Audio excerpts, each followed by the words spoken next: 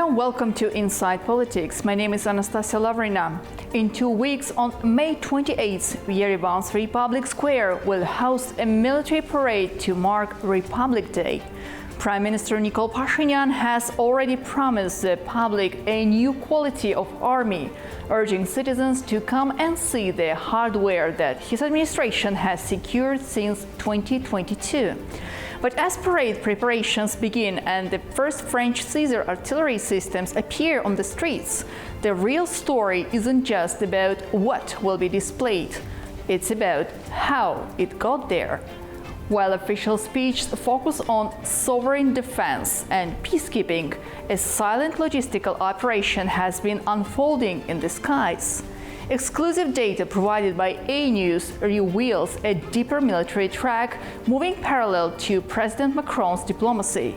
From French Air Force jets making tactical stops at military bases immediately after state visits, to mysterious cargo declared as gas cylinders while moving towards the Caucasus, the transparency of this partnership is now under the microscope. Today, we analyze France's calculated gamble. Is Paris simply helping a partner modernize? Or is it turning the South Caucasus into a testing ground for a new European military projection? As we look ahead to the May 28th parade, we ask, what happens when the visible military reality on the square meets the invisible geopolitical interests of Paris? Joining me now is Rick Fawn, Professor of International Relations, University of St. Andrews, United Kingdom, and Dmitry Bridge, expert of Russian International Affairs Council and political analyst from Russia. Dear experts, welcome to Inside Politics. Thank you for joining our program today. And Professor Fawn, let's start with a question to you. France is no longer just talking about support. They are sending heavy weapons. On paper, this looks like a win for Armenian security, but in the real world, the South Caucasus is a shared space where everyone's actions affect their neighbors.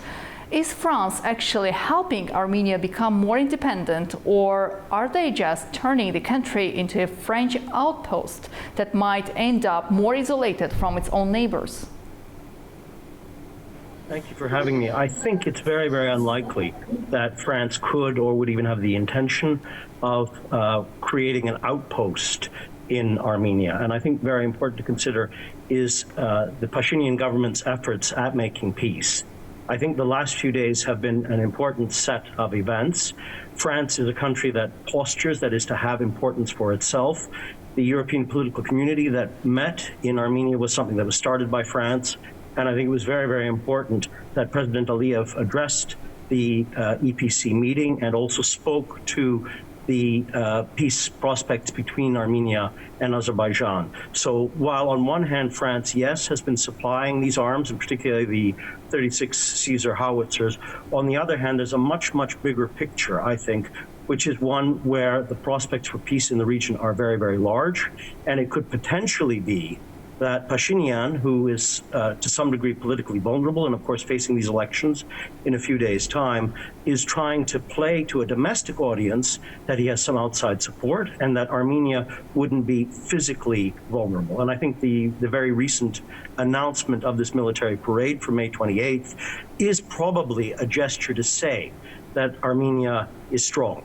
But the prospect of Armenia, I think, doing anything militarily against Azerbaijan, let alone France as well, would be very, very small. And for Armenia itself, I think almost really suicidal in the circumstances. We'll come back to this exactly more in details about the interests of France and the consequences of Armenia in case of any escalation. But as for now, Dmitry, for a long time, Moscow was the primarily security partner for Yerevan. Now we see French Caesar artillery systems on the streets of Armenia, and the May 28th parade is being prepared without the usual coordination with a CSTO. This isn't just a small change, it looks like a direct challenge to the existing security order in the region. How far is Moscow willing to go in response to this military shift toward France? Hello, thank you for having me. From my point of view, the situation around France and Armenia should not understood not as simple bilateral partnership, but also as a part of a deeper geopolitical transformation in the South Caucasus. Armenia is trying to move from far away from its old security dependence on Russian Federation, as it was in the past, and is trying to build its relationship with the European Union and also with other countries in the region, and also France, after it lost its position in Africa and the Middle East, is trying to rebuild this relationship with different countries, and of course in South Caucasus, because it's strategically important region. And we know that in the past Georgia tried to be part of the European Union, but it failed, and it couldn't be part of European Union because of the geopolitical changes that happened in the region, and also because Russia didn't allow Georgia to be part of European Union because it used its soft power. So the key issue is not whether Armenia has the right to strengthen its defense capabilities. Of course, every sovereign state has this right. The real question is how this process affects the fragile region balance after the Karabakh conflict and during the ongoing Armenian-Azerbaijan peace process. In such a sensitive environment, any external military support can easily be interpreted not as defense assistance, but as a political signal or even as a preparation for future confrontation. France's growing role in Armenia creates new security dilemma. From Yerevan's perspective, cooperation with France may look like a necessary step to diversify its security partnership after disappointment with Russia. From Baku perspective, however, the same process may look like an attempt to rearm Armenia and change the military balance in the region.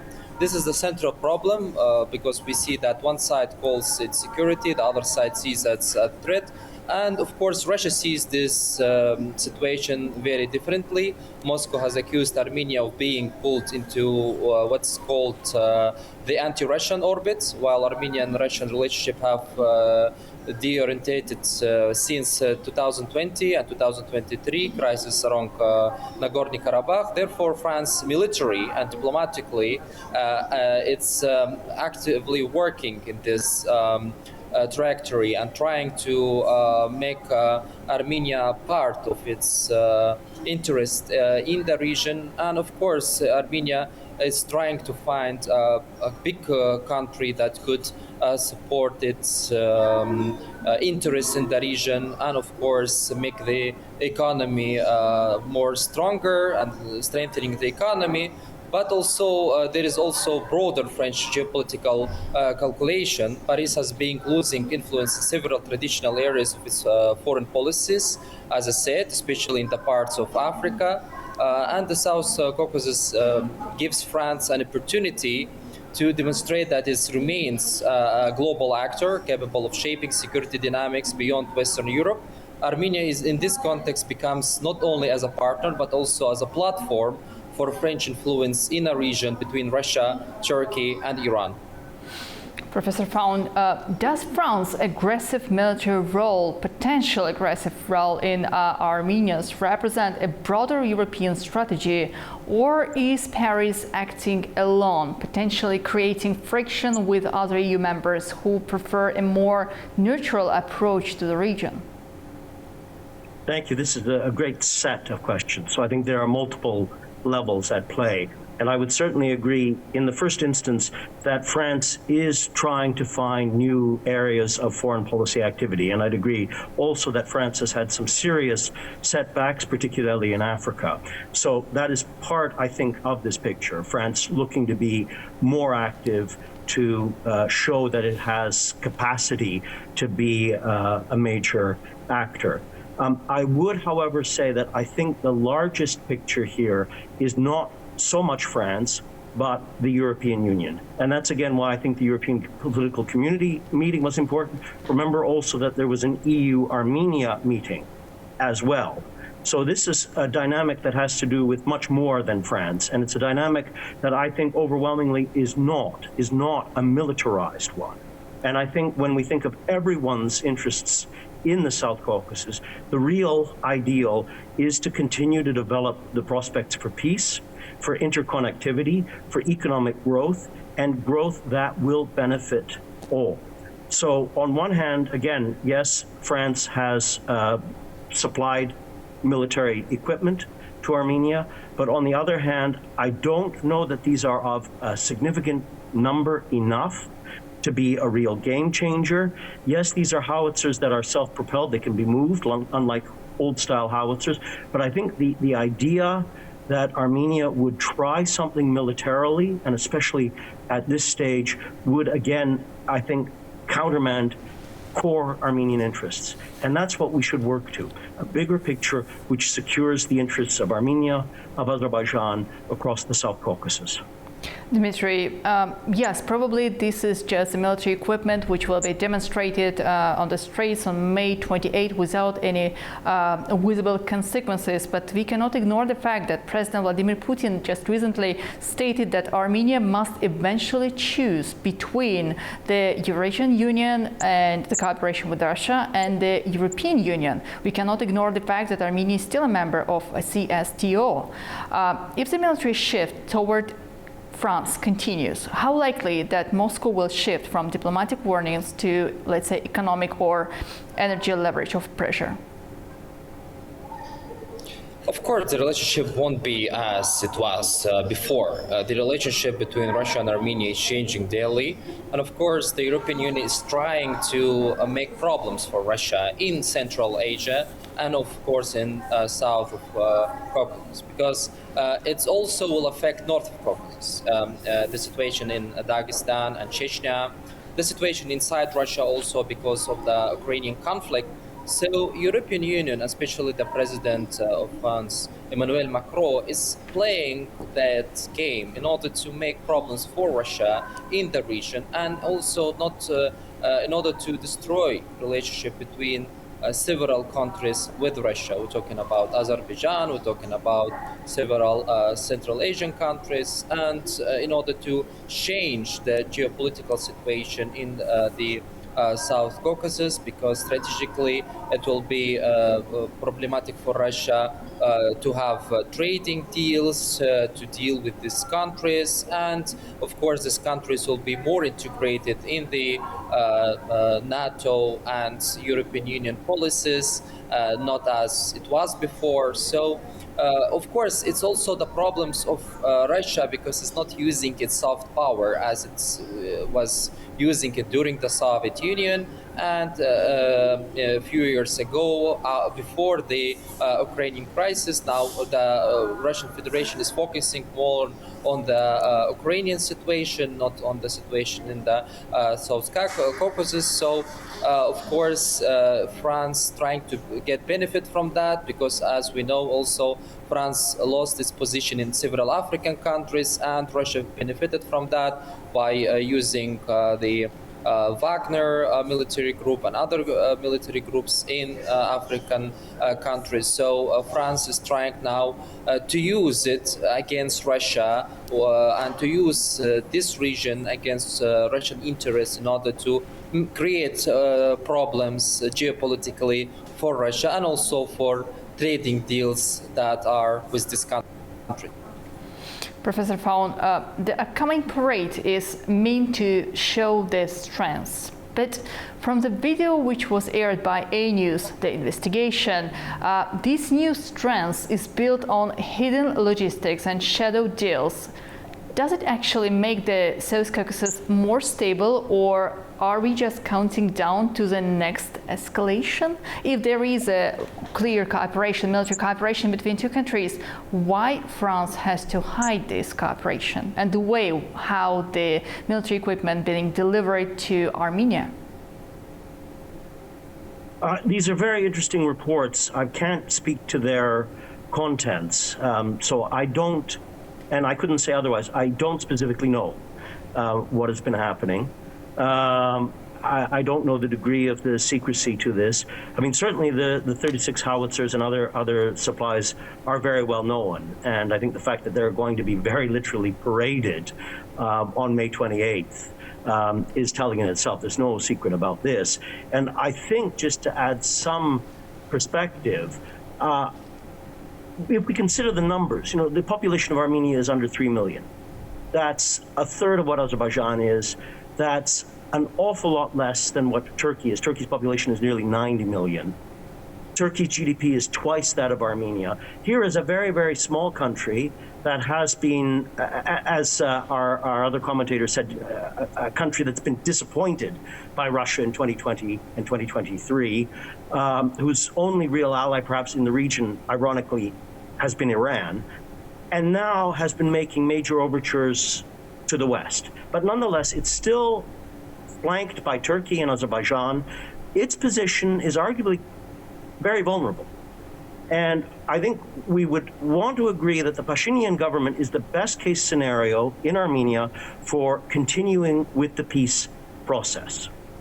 So I think the military parade on May 28th is an effort to reassure a skeptical Armenian population about how well little Armenia can hold up in the geopolitical circumstances that it now faces.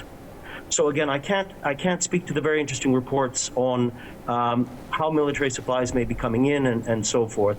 But I think if we look at a larger context, this may be an effort by the current Armenian administration to say to its society in a very visual, tangible way, we're not so vulnerable. Look at this equipment, while nonetheless continuing and needing to continue with the peace process and developing these relations with the EU. And I have to say, the last thing I think that the EU would want in the South Caucasus is a reignition of conflict.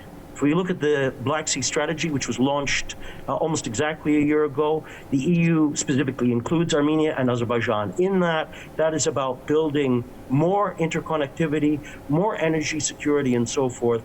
The EU wants to see a peaceful, a productive, a very consensual South Caucasus. So I may take a different view from others. I'm not sure that I see a big belligerent game in this. And I said this a few minutes ago, if someone in Armenia tried belligerence, tried something militarily, I cannot see that working. The numbers are so disadvantageously against Armenia that it really would be suicidal. Dmitry, I guess you also had a chance to watch the report prepared by A News, where it has highlighted the mysterious cargo flights labeled as gas cylinders. If military hardware is being moved under civilian labels, does this violate international aviation rules, and what are the legal risks for the countries involved? The most dangerous element here is ambiguity. In the South Caucasus, unclear military movements, unclear political commitments, and unclear security guarantees can produce mistrust very quickly between countries. And if military cooperation is about defense and transparent, it should be explained openly. If it's transparent, it may generate suspicious and push the region towards a new arms race. And also we understand very well that France must also decide what role it wants to play. If Paris wants to be a stabilizing actor in the region, it should link its cooperation with Armenia to peace, negotiations at regional normalization. But if France uses France as an instrument of geopolitical competition against Russia, Turkey, or Azerbaijan, then its policy may increase tensions rather than reduce them, not only in the South Caucasus, but also in the North Caucasus, because the strategy of the Western countries is to make problems for Russia and to divide Russia. There is also policies called decolonization of Russian Federation, is to cut Russia to pieces. So I think that these tensions is about that, not about only the problems in the region and problems between Armenia and Azerbaijan or the peace process, but of course it's mainly to make Russia lose its position in the region and to blockade any trading deals and any cooperation between Russia and Armenia, and also even Georgia and Armenia, because Georgia also facing the different domestic problems, and because of the competition between different political organizations and parties. So the situation in the region could be could in the future be a big explosion if there will be no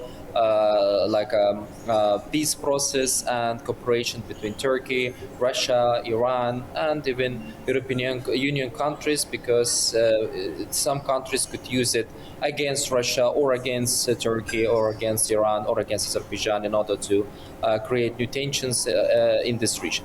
Well, Dmitry, one additional question to you. We often hear about red lines, but in reality, does the Russian expert community believe that French weapons can actually protect Armenia, or is it seen as a dangerous illusion that only increases the risks for Yerevan? It's increased the risk for Yerevan. It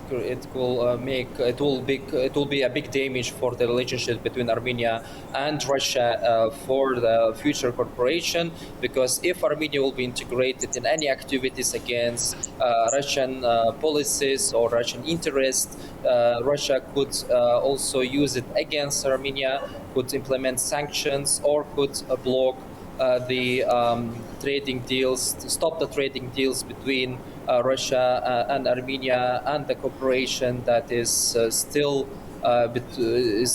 working in a process between Russia and Armenia. So the big loser of that will be Armenia, because Armenia could lose Russia as a partner, and of course it will be big economical problems for Armenia. We know that European Union will invest in Armenia, but it's still not enough, because the a closer neighbor of Armenia is Russia. And one last question, Professor Faun, for you. President Macron has proclaimed a new era for Armenia, urging the country to leave the Russian shadow. But by replacing one security guarantor with another thousands of miles away, is Armenia gaining true strategic autonomy?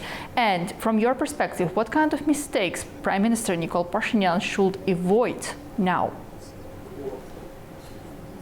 Thank you on that. So again, I think the first thing, and I think we have some agreement on this, is that Armenia was disappointed by Russia in 2020 in terms of the bilateral agreement, the CSTO agreements, and then in 2023, because the mandate that the Russian peacekeepers had from the 2020 agreement would have allowed them actually effectively to intervene to ensure humanitarian supplies into Karabakh. That was not done. So there is a question about security guarantees for Armenia to begin with. And I think we're also agreed that countries have the right to exercise their sovereignty, to secure security in whatever ways they feel is appropriate. These may not work out, but they should have the right to exercise that. And I think Armenia is doing that now. You're quite right, of course, that the European Union, or its headquarters at least, is very far away. There is an irony in this, because we tend to think of the EU as a soft security provider, if a security provider at all, and yet we're talking about it in very geopolitical terms here. But I do think that the EU has a decided interest in the South Caucasus, in the peace process. I mean, we'll note also that in President Aliyev's address to the EPC, he thanked the European Commission for its support and its work in developing peace between Armenia and Azerbaijan. He had concerns about other institutions within the European Union setup, but to the Commission, he was very forthright in those comments. So there are certain benefits that Armenia can gain from this. Now, of course, we know that Russia is very, very large and is very much in the neighborhood, and there are many soft security as well as hard security considerations. I mean, among them, the many Armenians in Russia. We often talk about Armenian diasporas, perhaps in France and the United States. The Armenian diaspora in Russia is an important one. Remittances, that is money coming from Russia by Armenians working in Russia has been an important part of the Armenian economy. Nuclear energy, trade, although there have been sanctions on key exports now of Armenia. These are all considerations for Armenia. But there is, and we touched on Georgia, there's a flip side in this. Georgia has very, very clearly, or I should say its government, has moved decidedly away from the European Union. And Armenia effectively is stepping into that place. And I rather suspect that the EU will do a compensatory measure, give more support even to Armenia, because it's effectively losing Georgia. So we can't make Brussels and Moscow analogous. But the fact that we're even asking this question is interesting. Can the EU even be a security provider? That's an intriguing question. The fact of it being asked is important. And I think at least the current Armenian government is making its position very clear. And certainly my experience in the region is that every country there recognizes that Russia is in the region, that it's a massive country in every sense. And I think also these countries, in the best possible circumstances, want to have good working relations with their big northern neighbor. Well, dear experts, thank you so much for your time. Indeed, a lot of questions on the agenda. And just to comment what you said, in Armenia there were some experts and policymakers who were dissatisfied with the behavior of Russia in 2020 due to the agreements, CSTO agreements. But as it was agreed by everybody, Russia could not intervene into the conflict in 2020 because the war was on the territory of Azerbaijan, but not on the territory of Armenia. And just some days before, Prime Minister Nikol Pashinyan himself made a statement saying that it was a big mistake for Armenian government to start that policy against Azerbaijan in 1988, once again confirming that Karabakh has never been a part of Armenia. It was internationally recognized part of Azerbaijan. So I'm more than sure that we will come back to these issues, but as for now, unfortunately, we are running out of time. Thank you so much for your participation. Well, the military hardware we will see in Armenia's Republic Square on May 28th is only the tip of the iceberg. The real movement is happening far above the parade route, in the logistics and the silent agreements that Paris and Yerevan have yet to fully explain. Is this build-up a genius step towards security, or is the South Caucasus being pulled into a much larger, more dangerous game? I would like to thank our guests for their invaluable insights. Rick Faun, Professor of International Relations at the University of St. Andrews, and Dmitry Bridge, political analyst and expert from the Russian International Affairs Council. You have been watching Inside Politics. I'm Anastasiya Lavrina, and I see you next time.